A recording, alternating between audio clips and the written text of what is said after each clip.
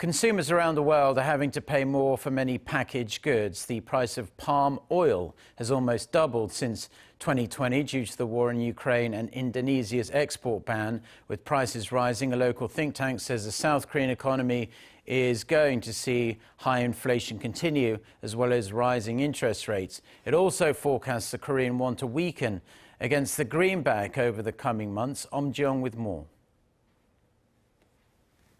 The impact of the war in Ukraine and Indonesia's expanded ban on exports of palm oil means consumers are seeing higher prices not just for the snacks in their shopping carts, but also for cosmetics.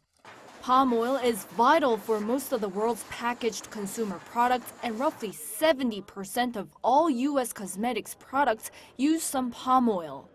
Currently, the palm oil price stands at around $1,450 per ton, soaring by more than 40% on year.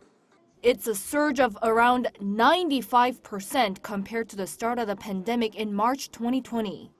In South Korea, consumers are seeing prices of more than 80 cosmetic products going up by around 10%. Firms are responding to the situation by using what they have in storage, and they're preparing for further price rises. We are using palm oil from Malaysia, and there is no problem in terms of supply as of yet, as we are maintaining stable partnerships with our many global contractors. But as further price hikes are expected, we are seeking ways to brace for them.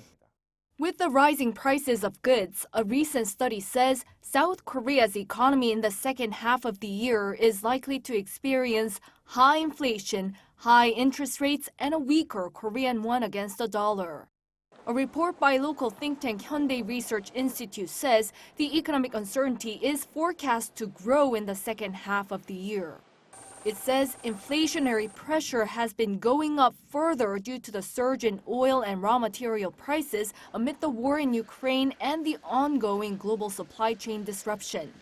With this, the Bank of Korea's new governor, Lee Chang-yong, expects the current high inflation to last for the next year or two, and said that the central bank will continue to raise interest rates to tame high inflation.